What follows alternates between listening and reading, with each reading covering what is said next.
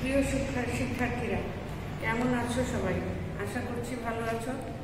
একাদশ শ্রেণীর শিক্ষার্থী নতুন শিক্ষার্থীদের জন্য আজকের এই ক্লাস কবিতা ক্লাস। তোমরা জানো আমি প্রধানত কবিতাই পড়াই। তো আজকে যে কবিতাটা পড়াবো একাদশ শ্রেণীর নতুন শিক্ষার্থীদের জন্য, কবিতাটার নাম হলো তাহারেই পড়ে মনে। এর আগে আমি তোমাদেরকে দুটো কবিতা পড়িয়েছি। একটার নাম ছিল সোনার তরী আর একটা ছিল 18 বছর বয়স। আজকে আমাদেরকে প্রথম সেমিস্টারে 4টা কবিতা পড়তে হবে। তার মধ্যে আজকে 3 নম্বর কবিতার নাম তাহারেই পড়ে মনে। দেখো নামটা থেকে তোমরা বুঝতে পারছো তাহারেই পড়ে মনে মানে কবির পুরনো কোনো স্মৃতির কথা মনে পড়ে, এবং সেটা কোনো ব্যক্তি, তাহারেই মানে কোনো ব্যক্তি বিশেষের কথা মনে পড়ে।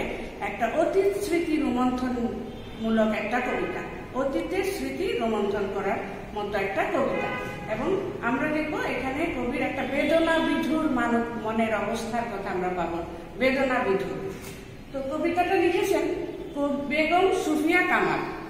আমার মনে পড়ে না যে তোমরা এর আগে নবম দশম শ্রেণী পর্যন্ত বেগম সুফিয়া কামালের কোনো লেখা কবিতা পড়েছো কিনা আমি ঠিক জানি না। পড়ে থাকলে তো মোটামুটি একটু ধারণা আছে, তারপরেও না পড়ে থাকলে বা পড়ে থাকলেও নতুন করে আবার একটু আমি ওনার সম্পর্কে বলছি। নাম থেকেই বুঝতে পারছো উনি একজন মহিলা কবি। আমাদের এই বাংলাদেশ বা পাক ভারত উপমহাদেশে কবি, মহিলা কবি একটু কম, তারপরেও উনি একজন মহিলা কবি এবং খুবই নারী জাগরণের একজন পথিকৃৎ বলা যায় তাকে। ওনাকে নারী জাগরণের পথিকৃৎ বলা হয়। কেন? দেখো ওনার জন্ম 1911 সালে, 1911 খ্রিস্টাব্দে জন্ম এবং 1999 খ্রিস্টাব্দে তিনি মারা গেলেন। তাহলে 1911 সালে মানে বুঝতেই পারছো 100 বছর আগে প্রায়। ওই সময় আমাদের এই পাক ভারত উপমহাদেশের মহিলারা, বিশেষ করে মুসলমান মহিলা, নাম থেকে বুঝতে পারছো বেগম সুফিয়া কামাল একজন মহিলা, মুসলমান মহিলা কবি। তখন মহিলারা প্রাতিষ্ঠানিক কোনো পড়াশোনা করতো না, বাড়ির বাইরেই তারা যেত না, সাধারণত গৃহবন্দী একটা জীবন যাপন করতেন। সেই সময় তারও কিন্তু কোনো প্রাতিষ্ঠানিক যোগ্যতা বা শিক্ষাগত যোগ্যতা নাই, তিনি কোনো স্কুল কলেজে পড়েন নাই। কিন্তু দেখো তিনি কত বড় একজন স্বশিক্ষিত মহিলা যে তার লেখা কবিতা আমরা একাদশ দ্বাদশ শ্রেণীতে পড়ছি। তার মানে কত লেখনী শক্তি তার কত প্রবল ছিল যে কোনো রকম স্কুল কলেজে না পড়েও তিনি এমন গদ্য কবিতা সাহিত্য লিখেছেন যে স্কুল কলেজে তার কবিতাগুলো পাঠ্য করা হয়েছে। তো এই কবি সম্পর্কে একটু জানা দরকার, কিন্তু তুমি বুঝতে পারছো যে একজন মহিলা কবি, খুব একটা তার সম্পর্কে তোমরা জানো না, আজকে জেনে নাও। তার জন্ম একটু আগেই বললাম, জন্মটা হলো 1911 খ্রিস্টাব্দের 20 জুন, মৃত্যু হলো 1999 খ্রিস্টাব্দের 20 নভেম্বর, 1999 খ্রিস্টাব্দের 20 নভেম্বর, 1992 খ্রিস্টাব্দের 20 নভেম্বর। পিতার নাম মানে বাবার নাম হলো সৈয়দ আব্দুল বাড়ি, সৈয়দ আব্দুল বাড়ি। মাতার নাম সাবেরা বেগম। তার উল্লেখযোগ্য গ্রন্থ মানে কি কি বই তিনি লিখেছেন, মূলত যে কাব্যগ্রন্থ, কবিতার বইগুলোর নাম খুব ভালো করে মনে রাখবে, কারণ তার কবিতার বইগুলো তোমার বহু নির্বাচনী পরীক্ষায় থাকে। যে কোনো একটা বইয়ের নাম দিয়ে কার লেখা, 4জন কবির নাম দেওয়া হলো, এখন তোমাকে জানতে হবে যে এটা যে বেগম সুফিয়া কামালের লেখা। উল্লেখযোগ্য কাব্যগ্রন্থ হলো সাজের মায়া, কেয়ার কাটা, মায়া কাজল, উদাত্ত পৃথিবী। এই 4টা বই তার খুবই উল্লেখযোগ্য কাব্যগ্রন্থ। এছাড়াও তিনি গল্প লিখেছেন, প্রবন্ধ লিখেছেন, স্মৃতিকথা লিখেছেন। ওগুলোর নাম আমি তোমাদেরকে আর দিলাম না, তোমরা বই থেকে পড়ে নিও, কারণ অনলাইন ক্লাসে খুব বেশি লম্বা ক্লাস নেওয়া যায় না, এত কিছু বলা যায় না, তোমরা বই থেকে পড়ে নিবে। তিনি এই 4টা বই ছাড়াও সাজের মায়া, কেয়ার কাটা, মায়া কাজল, উদাত্ত পৃথিবী ছাড়াও কিছু গল্প লিখেছেন, কিছু স্মৃতিকথা লিখেছেন, প্রবন্ধ লিখেছেন। ওগুলো তোমরা বই থেকে পড়ে নিবে, বইয়ে সব আছে। এখন আসো, এই যে একজন কবি, মহিলা কবি, এত তার সৃষ্টিকর্ম, এত তিনি পরিচিত একজন মহিলা কবি, তিনি কিন্তু অনেকগুলো জাতীয় পুরস্কার পেয়েছিলেন। সেই জাতীয় পুরস্কারগুলো সম্পর্কেও তোমাদের জানা দরকার। তিনি বাংলা একাডেমি পুরস্কার পান, 21 পদক পান, নাসিরউদ্দিন স্বর্ণপদক ছাড়াও আরো অনেক পুরস্কার তিনি পেয়েছেন। কি কি? বাংলা একাডেমি পুরস্কার, 21 পদক পুরস্কার, নাসিরউদ্দিন স্বর্ণপদক পুরস্কার ছাড়াও আরো বিভিন্ন পুরস্কার তিনি পেয়েছেন।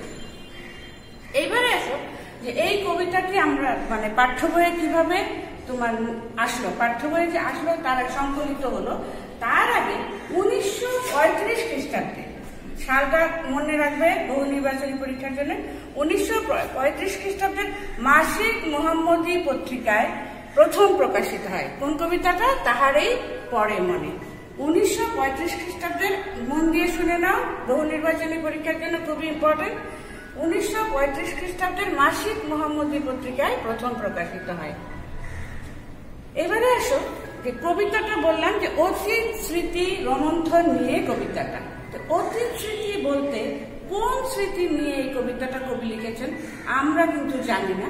কবি সাহিত্যিকরা যখন রচনা লিখেন, কোনো কবিতা লিখেন, কোনো গদ্য লিখেন, তার মনের মধ্যে কিসের অনুভূতি থাকে, কোন স্মৃতি থেকে তিনি লেখেন আমরা কিন্তু পাঠক সমাজ জানার কথা না। তবে আনুমানিক ধারণা করা হয়, এটা কিন্তু সম্পূর্ণ আনুমানিক। তুমি তোমার বইয়ে পাবে, এই বইয়ে এবারের এই নতুন সিলেবাসের যে বইটা এসছে সেই বইটাকে দেখলাম উল্লেখ করে দিয়েছে যে কোন স্মৃতি নিয়ে লেখা। এর আগেও এই বইটা, এই কবিতাটা কিন্তু পাঠ্য ছিল, তখন কিন্তু লেখা ছিল যে আনুমানিক ধারণা করা হয়। এবার কিন্তু স্পষ্ট বলে দিয়েছে যে তিনি 1935 সালে তো কবিতাটা ছাপা হয়, 1932 সালে উদয় তার স্বামী মারা গেল, প্রথম স্বামী। 1932 সালে তার প্রথম স্বামীর নাম সৈয়দ নেহাল হোসেন।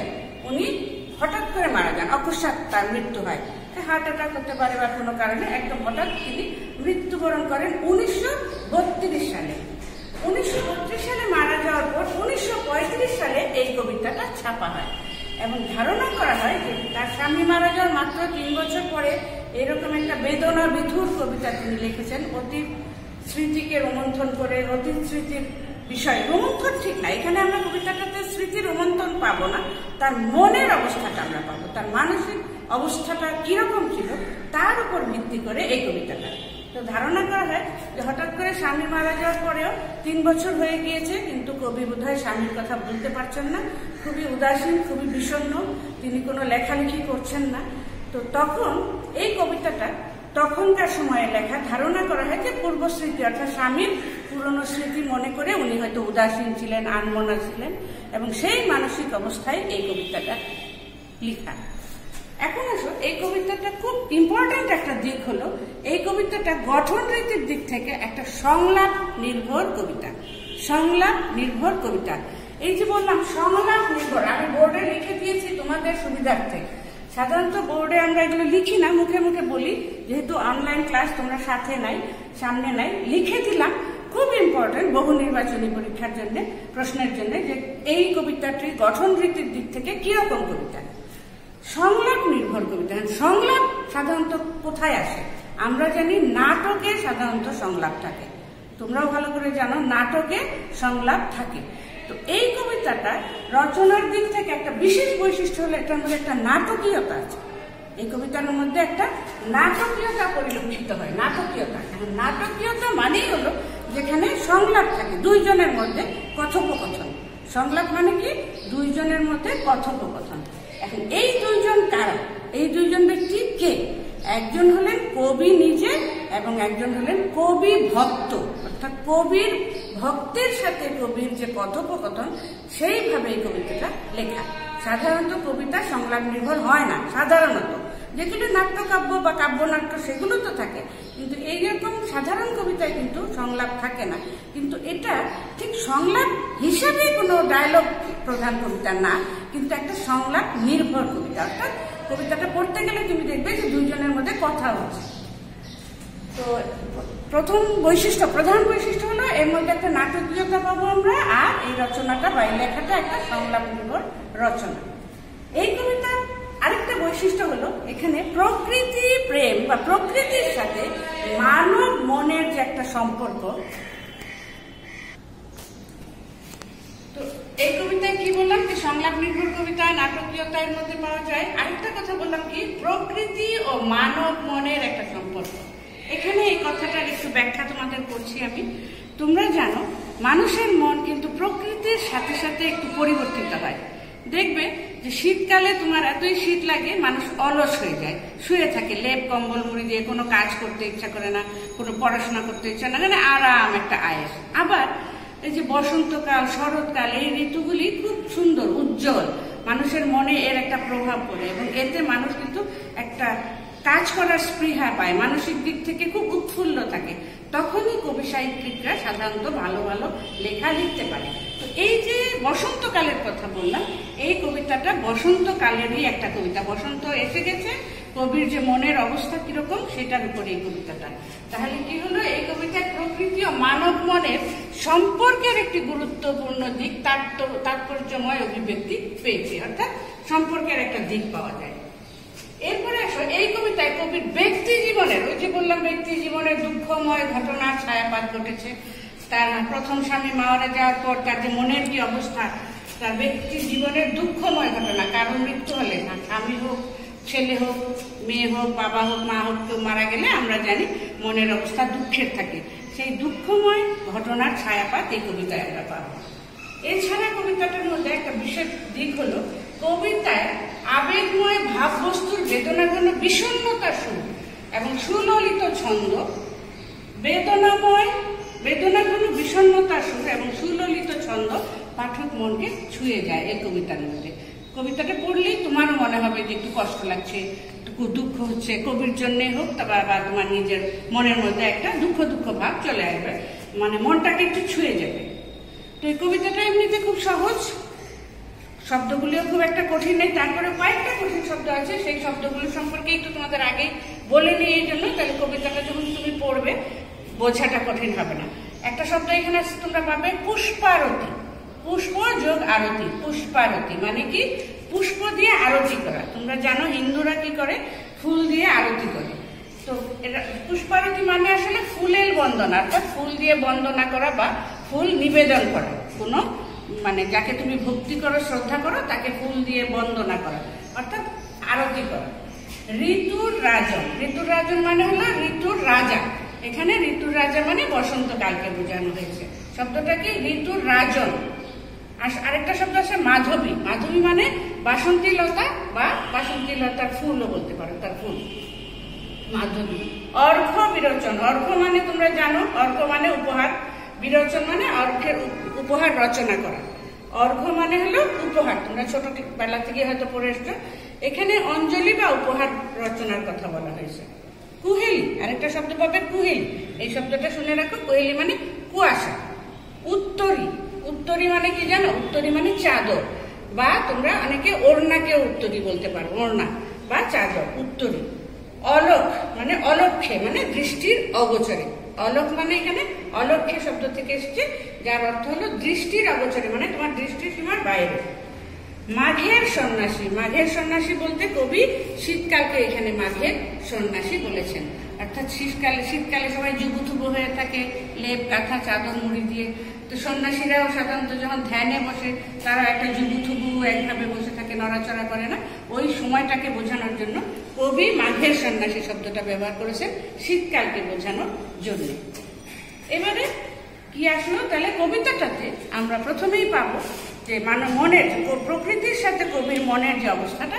এখানে যখন তুমি কবিতাটা পড়বে দেখবে যে প্রথম দুটো লাইন পড়লেই তোমরা বুঝতে পারবে যে আমি তোমাদের বললাম কি, যে এখানে একটা সংলাপ নির্ভর কবিতা। দেখো শুরুটা হয়েছে হে কবি, মানে এখানে কবি ভক্ত, দুইজনের মধ্যে কথোপকথন, আগেই বলেছি দুইজন কে কে, একজন হলেন কবি নিজে, আরেকজন হলেন কবি ভক্ত। কবি ভক্ত কবিকে বলছে, হে কবি, নীরব কেন ফাগুন যে এসেছে ধরায়, অর্থাৎ ফাল্গুন এসে গিয়েছে, ওই যে ঋতুরাজ বসন্ত এসে গিয়েছে। বসন্তে বরিয়া তুমি লবে নাকি তব বন্ধনায়, তুমি বসন্তকালকে কি বরণ করবে না, তুমি কি তাকে গ্রহণ করবে না। অর্থাৎ কবি উদাসীন হয়ে বসে আছেন। বসন্ত শরৎকাল আসলে কবিরা নতুন নতুন লেখা লিখে, এটাই সাধারণত বললাম একটু আগে যে মনের অবস্থার পরিবর্তন হয়, কিন্তু দেখা যাচ্ছে এখন কবি উদাসীন, কিছুই লিখছেন না, তার হাত থেকে কোনো লেখা বেরোচ্ছে না। কবি ভক্ত বলছেন, আপনি লিখছেন না, কি ব্যাপার, বসন্ত এসে গেল কিন্তু আপনার হাত থেকে কোনো সৃষ্টি, নতুন কোনো সৃষ্টি এলো না। তখন কবি বলছে, কবি ভক্ত যখন বলছে কি ব্যাপার, আপনি উদাসীন কেন, বসন্তকে বরণ করে নিচ্ছেন না, কিছু আপনার হাত থেকে কোনো সৃষ্টি আসছে না। তখন কবি বলছেন, দেখো, কহিল সে স্নিগ্ধ আখি তুলি, কে, কবি, স্নিগ্ধ মানে নরম মোলায়েম একটা, আখি মানে চোখ তুলে বলছে দক্ষিণ দুয়ার গেছে খুলি। এখন যখন বসন্তকাল হয় তখন দক্ষিণ দিক থেকে বাতাস বইতে থাকে, এটা আমরা জানি। এবং বাতাস বইলে কি হয়, দরজা যদি বন্ধ থাকে বাতাসে দরজাটা খুলে যায়। তো ওইটা বোঝানোর জন্য যে বসন্ত যে এসে গিয়েছে, কবি বলছেন কহিল সে স্নিগ্ধ আখি তুলি দক্ষিণ দুয়ার গেছে খুলি। কবি প্রশ্ন করছেন কাকে? কবি ভক্তকে। বাতাবি লেবুর ফুল ফুটেছে কি, অর্থাৎ বসন্ত যে এসেছে। বাতাবি লেবু তোমরা জানো কি? বাতাবি লেবু মানে হলো তোমার জাম্বুরা, বড় বড় লেবু। তো বাতাবি লেবুর ফুল ফুটেছে কি, ফুল ফুটে গেছে কিনা জিজ্ঞেস করছেন, কারণ বসন্তে সব রকম ফুল ফুটে। শীতকালে তোমরা জানো সমস্ত গাছের পাতা ঝরে যায়, শুকনো হয়ে যায়, মরমরে হয়ে যায়, পরে আবার বসন্তকালে নতুন পাতা বা ফুল গজায়। ফুটেছে কি আমের মুকুল, কবি জিজ্ঞেস করছেন যে আম গাছের ফুল এসছে কিনা, মুকুল এসছে কিনা। অর্থাৎ সব কিন্তু আসলে এসে গিয়েছে, বসন্ত এসে গিয়েছে, কিন্তু কবি এতই আনমনা তার পুরনো স্মৃতি রোমন্থন করা নিয়ে, বা পুরনো স্মৃতি মনে করে মন এতই দুঃখকাতর যে এই যে বসন্ত এসে গিয়েছে, দক্ষিণ দিকের বাতাস বইতে শুরু করেছে, ফুল ফুটে গেছে, আমের মুখগুলো কিন্তু ফুটে গেছে, কিন্তু কবি জানেনি না। তাই কবি জিজ্ঞেস করছেন এগুলো হয়েছে কিনা। তখন কবি ভক্ত বলছে এখনো দেখোনি তুমি। কবি ভক্ত তুমি দেখো নাই, সবই তো হয়ে গেছে। কহিলাম কেন কবি আজ এমন উন্মনা তুমি, কোথা তব নব পুষ্প শ্বাস। তুমি এত উন্মনা কেন, কি হয়েছে এটা কি? কবি ভক্ত কবিকে জিজ্ঞেস করছে কি ব্যাপার, তুমি এত উন্মনা কেন, তুমি এত উদাসীন কেন?